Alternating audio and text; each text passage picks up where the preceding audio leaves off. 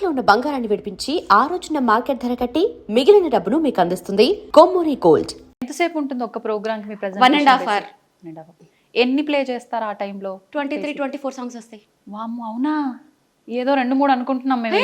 2-3 ఎట్లా 23-24 సాంగ్స్ వస్తాయి అంటే కంటిన్యూ ప్లే చేస్తూనే ఉంటారు అంతే. ఇంకా 2 hours రిక్వెస్ట్ చేసే వాళ్ళు కూడా ఉంటారు. అవైతే ఇంకా 30 వాయించాల్సి వస్తుంది. మొన్న రీసెంట్ గా షోలో మన సీఎం స్టాలిన్ గారి వైఫ్ వచ్చి కూర్చున్నారు కదా, అప్పటికి నా 1.5 hour అయిపోయింది యాక్చువల్ గా. వారు వచ్చి కూర్చుంటే ఇంకా 1 hour వాయించాను ఎక్స్ట్రా. అసలు వారు అసలు కదలట్లేదు, అలా ఎంజాయ్ చేసి వింటున్నారు. సో ఇప్పుడు అలాంటివి ఇంకా పెద్ద పెద్ద కచేరీలు అయితే. Okay, super. ఈ మధ్య నేను మీది ఒక రీల్ చూసిన తర్వాత నాకు ఖచ్చితంగా ఏ రోజు ఇంటర్వ్యూ చేసినా ఇది అడగాలనిపించింది. ఈ మధ్య ఫ్లైట్లకు సంబంధించిన ఇష్యూస్ వచ్చిన తర్వాత మీరు ఒక ప్రోగ్రామ్కి వెళ్ళాల్సింది, వెళ్ళలేకపోతున్నాను అని ఆల్మోస్ట్ ఏడ్ చేశారు. ఒకసారి దాని గురించి. అది ఎందుకు ఏడ్చానంటే, అవతల ఎవరైతే ఉన్నారో వాళ్ళు ఖచ్చితంగా నాకు ఆ ఫ్లైట్ క్యాన్సిల్ అవుతుంది అని ఐడియా ఉన్నప్పటికీ అవ్వదు పాపం. వాళ్ళు అప్పటికి మార్నింగ్ ఫ్లైట్ క్యాన్సిల్ అయితే నెక్స్ట్ ఫ్లైట్కి బుక్ చేశారు. నెక్స్ట్ ఫ్లైట్ బుక్ చేస్తే ఇంకా వాళ్ళకి ఇంటిమేషన్ రాలే. సో వాళ్ళకి తెలుసుకునే లోపల టికెట్స్ అయిపోయాయి. లిటరల్గా ఆయన వాయిస్ ఉంది, మీకోసమని స్పెషల్గా డిజైన్ చేసుకున్నాను, మీకోసం ఎన్ని అరేంజ్మెంట్స్ చేశాను అని ఇంకా ఆయన గొంతు ఇంకా లిటరల్గా ఏడుస్తున్నారు. అది వినంగానే ఎంత బాధ అనిపించిందంటే, సో ఇప్పుడు నెక్స్ట్ మంత్ కూడా నాకు అలాంటివే ఉన్నాయి. దేవుణ్ణి ప్రే చేస్తున్నాను. అందరికీ నా షో అంటే టచ్ వుడ్ నా అదృష్టం ఏంటంటే అందరూ మీ షో కావాలి, పర్వాలేదండి మేము ఆగుతాము, 1 గంట లైట్ అయినా పర్వాలేదు వచ్చేసేయండి, ఆ ఫ్లైట్ ఉంటుంది అదంటారు. దాని తర్వాత కొంచెం నేను రిస్క్ చేయట్లేదు, కొంచెం నో అని చెప్తున్నాను. యాక్చువల్లీ చాలా బాధ అనిపించింది. ఆయన గొంతు వినేటప్పటికీ ఏడుపు వచ్చేసింది నాకైతే.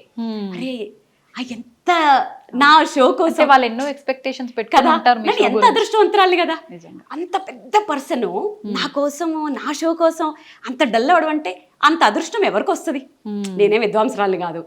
అలాంటి ఆప్యాయత కానీ అలాంటి నేమ్ కానీ తెచ్చుకోవాలంటే ఎంత అదృష్టం. దానికి ఆనందము ఆయన మాటలు బాధో ఏదో తెలియలేదు కానీ ఎమోషనల్ అయిపోయాను ఆ రోజు. నిజంగా అంటే చాలా మందిని బాగా ఎమోషనల్ గా మీరు అలా నేను చాలా ఎమోషనల్, చాలా సెన్సిటివ్. ప్రతి చోట కాదు, ఎక్కడ స్ట్రాంగో అక్కడ భయంకరంగా స్ట్రాంగ్, కానీ వెరీ అఫెక్షనేట్ అనమాట. అంటే ఎంత చాలా ప్రేమ నాకు, ప్లస్ వెరీ సెన్సిటివ్.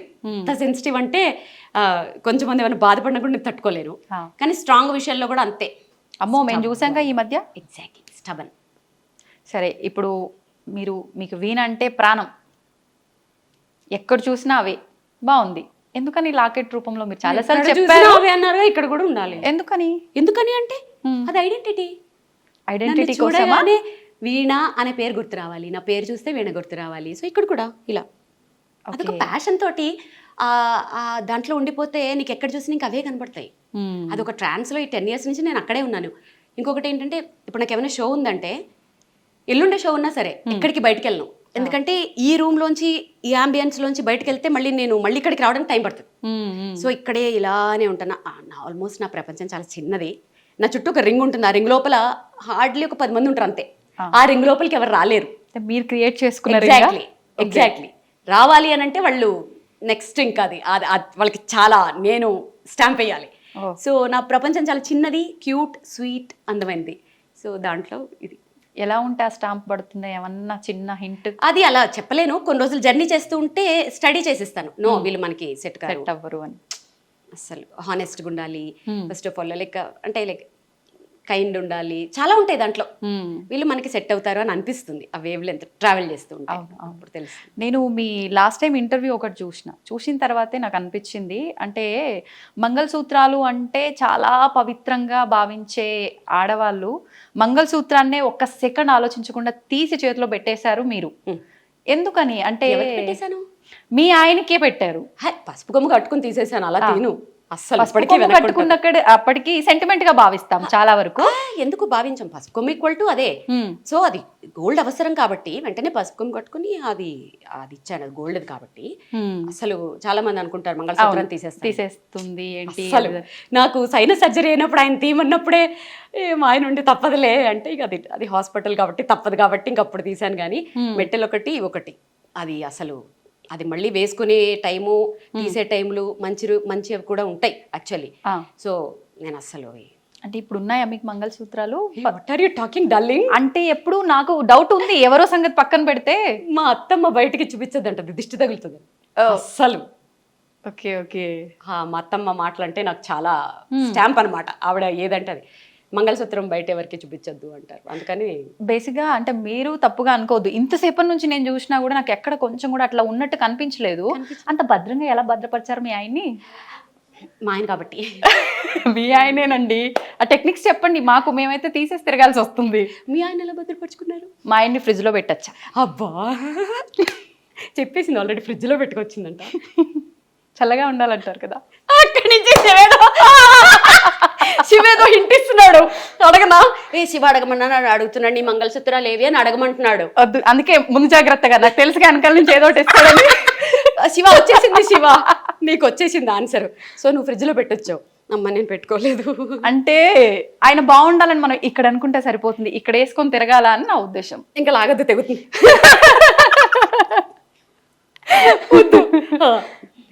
అయిపోయిందా మీ ఆన్సర్ ఇక్కడికి? అంటే నేను దీన్నే ఇంకా కంటిన్యూ చేయాలనుకుంటున్నా, మీరు తప్పుగా అనుకోవద్దు. దానికి ఒక ఆన్సర్, ఇప్పటి వాళ్ళకి ఒక మెసేజ్ ఇవ్వండి. ఈ ఎపిసోడ్ ఎన్ని వందల సంవత్సరాలు వేసుకుంటారో చెప్పరా? విఘ్నేష్ గారు, మీరు ఎన్ని వందల సంవత్సరాలు ఎపిసోడ్లు వేసుకుంటారో చెప్పి మాట్లాడుతూనే ఉన్నాం.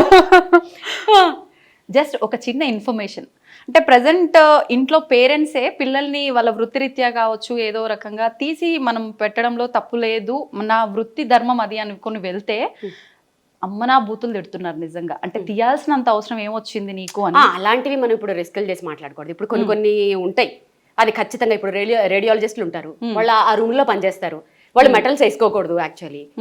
అలాంటివి పక్కన పెట్టేద్దాం. ఇప్పుడు నువ్వు ప్రొఫెషనల్ వైజ్ గా ఏమన్నా చెయ్యి. ఇప్పుడు నేను కూడా అదే ప్రొఫెషన్ లో ఉంటే ఖచ్చితంగా తీసేస్తానేమో. అర్థమైందా? నేనైనా మా ఆయనైనా ఫస్ట్ విమెన్ ఎదుగుదలకే చూస్తాం. సో ఇప్పుడు నేను కూడా ఆ ప్రొఫెషన్ లో ఉంటే తీసేస్తానేమో. వాళ్ళని నేను ఎప్పుడు తప్పు పట్టను. అవకాశం ఉన్నప్పుడు మేబీ కొంచెం దాన్ని దాచుకుని హైడ్ చేసుకుని ఇట్లా తెలివిగా వాడుకోవచ్చు యాక్చువల్గా. అలా చేసుకోవచ్చు అని ఒక ఇది అంతే. సరే, ఇంకా చాలా ఉన్నాయి మనం మాట్లాడుకోవాల్సినవి, ఇక్కడే ఆగిపోవద్దు. ఈ మధ్య మీరు చాలా ఎగ్జైటింగ్ అయిన ఒక ఫోటో ఉంది, ఒకసారి దాని దగ్గరికి వెళ్ళిపోదామా? మ్యాటర్ ఏంటంటే, నేను ఇవన్నీ వీటి గురించి అడుగుతుంది కదా, కొంచెం బాగుంటుంది, మీరు క్లోజ్గా అడుగుతారు అనుకుంటే అక్కడ నిల్చోబెట్టి మిమ్మల్ని క్వశ్చన్లు అడిగింది. అది నేను అక్కడ చూసి తట్టుకోలేక, అది కాదు మ్యాటర్, ఎలా చేయాలో నేర్పిద్దామని వచ్చేసాను. నేర్పించేసి చెప్పేద్దాం. అయితే నాకు ఇందాక నేను రాగానే నాకు ఫస్ట్ 50 రూపీస్ నోటు నాకు అట్రాక్ట్ అయింది. ఎందుకు 50 రూపీస్ నోట్ అలా పెట్టుకుని అక్కడ డేట్ అది? యాక్చువల్లీ దాని వెనకాల ఒక స్టోరీ ఉంది. ఇప్పుడు మళ్ళీ నేను అదే అడిగాను. నీకు తెలియదని చెప్తున్నా. నేను ప్రోగ్రామ్ చేస్తుంటే అయిపోయిన తర్వాత ఆయనకి పాప నడవడానికి కూడా రాలేదు, మెల్లగా నడుచుకుంటూ వచ్చి ఆయన పాకెట్ లో అంతే ఉన్నట్టుంది. అది ఎంత ఎఫెక్షనేట్ గా నోట్ ఇచ్చారంటే, చిన్నప్పుడు అలా ఇచ్చేవారు, ఏదో కొంచెం డబ్బులు ఇచ్చి బ్లెస్ చేసేవారు. అసలు అది ఎంత ఎఫెక్షనేట్ గా ఇచ్చారంటే ఆ రోజు నేను అదొక పెద్ద అవార్డ్ లాగా ఫీల్ అయ్యాను.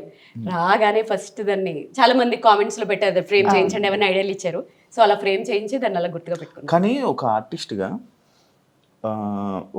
ఒక ఫేమ్ ఒక పొజిషన్లో ఉన్న వాళ్ళకి ఇలా తక్కువ డబ్బులు ఇస్తే ఒక్కలా ఫీల్ అవుతూ ఉంటారు. కానీ మీరు అది అలా ఫీల్ అవ్వకుండా అలా నోటు పెట్టుకున్నారు. అసలు నేను ఎలా మీకు అంటే మీకున్నది, బట్ వేరే అదే ప్లేస్లో ఇంకొక వేరే వాళ్ళు ఉంటే కొంచెం అది వాళ్ళ ఐక్యూ లెవెల్స్, వాళ్ళ ఐక్యూ లెవెల్ మీద డిపెండ్ అయ్యి ఉంటుంది. ఆయన ఆ ప్లేస్ లో రూపాయి ఇచ్చినా కూడా అలాగే చూసేదాన్ని. ఎందుకంటే ఆయన ఇచ్చింది డబ్బులు కాదు కదా, ఆయన బ్లెస్సింగ్స్ ఇస్తూ ఇచ్చారు. 1 రూపీ ఇచ్చినా అలాగే దాచుకునేదాన్ని దాన్ని. Super super super.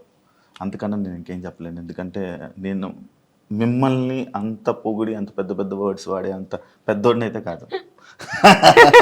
చూడు అనాల్సి అన్ని అనేస్తున్నాడు. ఓకే, ఇది వెంకటేశ్వర స్వామి ఇది తిరుపతి కచ్చపి అని ఆడిటోరియం లాంచింగ్ అప్పుడు నేనే నా షో తోట లాంచ్ అయింది. సో ఇది అప్పుడు పర్ఫామ్ చేసినప్పుడు నాకు వచ్చింది. ఇది ఇత్తడా? అది కంచు ఇత్తడు, అది గిఫ్ట్.